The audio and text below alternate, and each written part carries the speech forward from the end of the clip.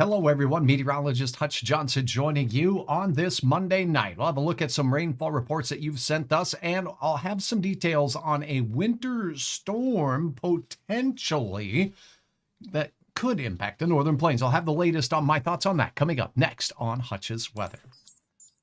First, I want to let you know about a special from my friends at Robert Gibb and Sons. They want to make sure your furnace is up to the task ahead as we are heading into the winter season. Get that furnace cleaned and checked, and a 25-point inspection at that.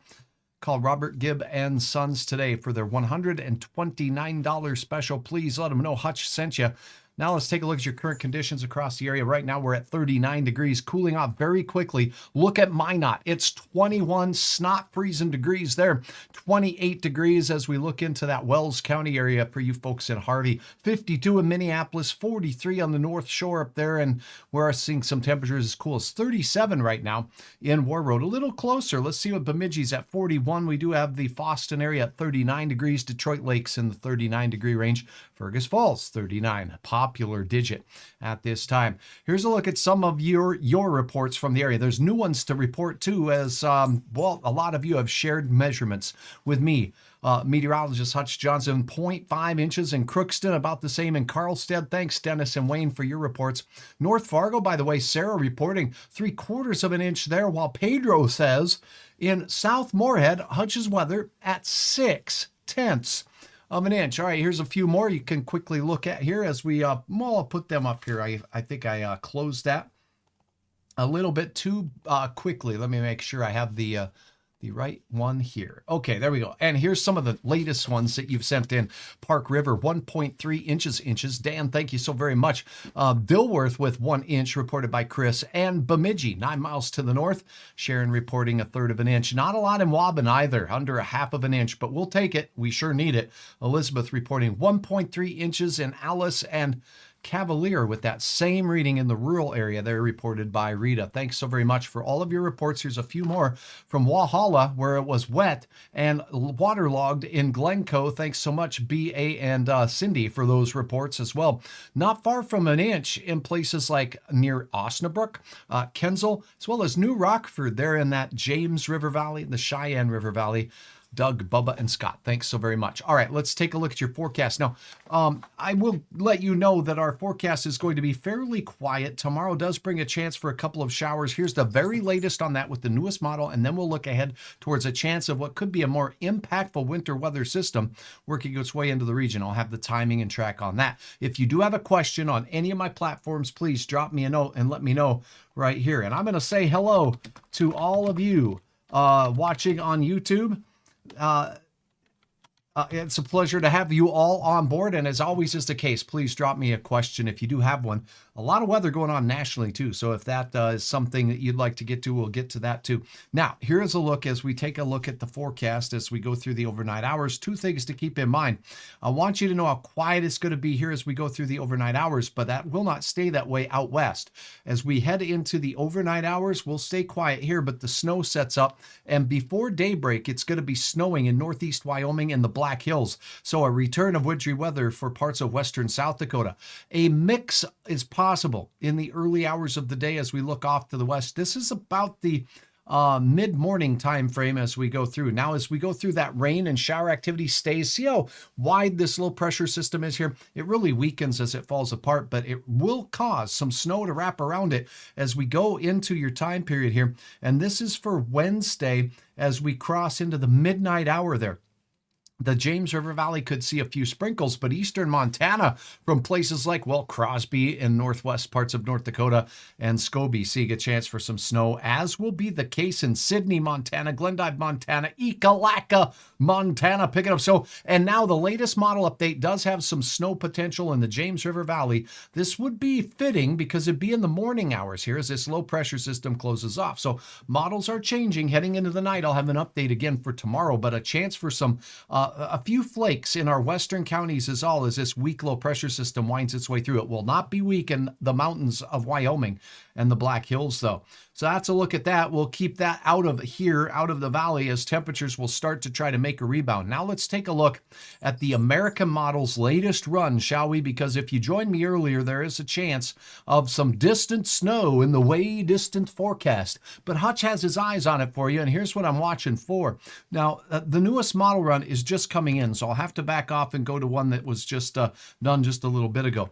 But I do want to point out that the mountain snow here is there, and it shows it diving down into parts of Colorado, New Mexico as well as we go through the next 24 hours. Up north in Canada, this is a very flat west to east flow called a zonal flow. That means not a lot of real cold air masses, and some fast moving weather systems will be possible. This system cuts off from the main jet stream flow up north, and by the time we go through Friday and into Saturday, that's going to move into the central plains with unsettled weather before it gets weak as it moves through as well. Now, heading in to, notice the date here, 11th, 12th, very quiet, and then shazam, another low pressure system begins to develop as we head into the 13th of the month in the Central Rockies. We'll have unsettled weather here as we go through that time period, but look at this system making its way in here, and then this model shows right here still, well, it was around the 17th. Now it's saying the 18th. So this is the daytime hours during the 18th and 19th. A winter-making system moving out of the Central Rockies now into the northern plains could bring some of our first significant measurable snow to the region. Do I put a lot of weight in this? Nope, I don't. Just don't do it. You're going to see a lot of folks online saying this is a storm. You got to watch out for it. Drop all your stocks and buy stocks in bread and milk and cookies and things like that. Don't worry about that. I'll keep my eyes on it. This is a long ways out, and this model in particular has a way of changing its mind, even from model run to model run. So I'll keep you up to date with that. But again, just as we cross into the second half of the month of November, Hutch has the Flurry Flake Finder 2000 revving to go. We've got the Briggs & Stratton running, and it's good to go. All right, let's see if I've got any questions here, and thanks for checking in. Very good, very good. Tracy, good to have you on board from Lake Brunson, and always a pleasure to have you on board. Thank you very much. Barbara, good to have you on board as well. And I know there's some football going on, so again, if you have a question, let me know. Let me see. I think that's it. Not a lot of questions here there. Serenity, good to have you on. When will it finally snow, and will it finally snow in Fargo? I think the best chance for anything significant is holding off to the second half of the month. It's going to be a while because I don't see anything in the near-term forecast here that's going to do that. So I hope that answers your question. James Veach, hey, good to have you on board, and thank you so very much for saying hi. If you're watching on my YouTube channel, please consider hitting the subscribe button right there. And also, if you like the videos, it does help Hutch if you hit the like button. Now, let's take a look at your forecast details here as we go through the nighttime hours, and we'll get you off to your evening activities on this Monday night. Morning temperatures will be a chilly one in the 20s. A good hard freeze out there for most of us. Remember those frost scrapers as you're heading out the door in the morning. But down in the south and southeast, there'll be some clouds and shower chances out toward the Twin Cities. That's going to hold temperatures at bay there. And we're talking closer to those, low to mid 30s for most. We are already, we're staying near 40 in those areas now. So in other words, nearly flat line temperatures during the overnight hours for places south of Fergus Falls and east and south of Fergus Falls. Tomorrow's high temperatures, 45 to 50 for almost everybody in our area. Completely uniform temperatures. We'll have those showers making their way into the western part of the state where we really do need them. And that system is going to hold temperatures back into the mid 30s to mid 40s. It's going to be wide ranging. Look at Glendive, Montana, 49 degrees right there. And the same thing for the capital of North Dakota with Pierre in South Dakota, ramping it up into those 50s. But look at the Black Hills as that winter weather system starts winding in by morning. That's going to keep parts of the Black Hills on the chilly side. Now your planning forecast looks like this. Get out and vote and exercise your right and your duties as a citizen here to, exercise that right. 47 degrees in Fargo. No weather woes here to worry about. And I got to tell you, it'll be a great week as temperatures will be ramping their way up to well above average for this time of the year. We'll be 45 to 55 degrees all the way through the forecast period. You see that? Well above average, pretty quiet weather, nothing too spooky, but we have our next snow chance, as we said, possibly significant on the 17th. I can't rule out a flake or two here or there on the 12th, but it doesn't look like a big deal to me at this particular time. So that is a look at your forecast. Now let's take a look at hutchesweather.com. And again, if you do have a comment about hutchesweather.com or something that you'd love to see on there, let me know what you think. Let me know what you got there. Here's hutchesweather.com. Let's take a look at what it says. Now, if I'm going live, it'll tell you at the top. I'd love to have you give me your email address, and that way I can tap you on the shoulder if something serious is going on. I will not waste your time and ask people who have been on there for the past, well, since July when we launched the website. Joe and I said, we're not going to do anything. There's no spam. This is just weather. And I have literally sent, I believe, less than 6 emails completely since July. Just isn't something I overuse. And you know what? Remember my sponsors on here. I'm going to start with Slim's Tree Care here and just let you know that, we're wrapping up this time of the year. If you do have some tree work that needs to be done, Slim is the person to call. And you know what? He is 25 years experienced. He's a certified arborist. He's bonded. He's insured. And look at him go in the tree here. I'm going to back out of the way. He is one of very few people that is specialized in climbing work. So if you need to get a tree taken care of, trimmed or otherwise, and you're worried about where things go, Slim knows what he's doing. Give him a call today. All right. Thanks so very much for your support, Slim, and all my sponsors. Please keep them in mind for your needs as you go through. But again, your photos, hey, they've made the day. And I got to thank each and every one of you for uploading photos like these here, Blue Jays. Look at this pair. Pair to draw too. Thanks, Tiffany. What a extremely colorful shot here as these vibrant Blue Jays were out and about in the Comstock, Minnesota area. And you can see more of Tiffany's photos. She uploaded a number of them right there.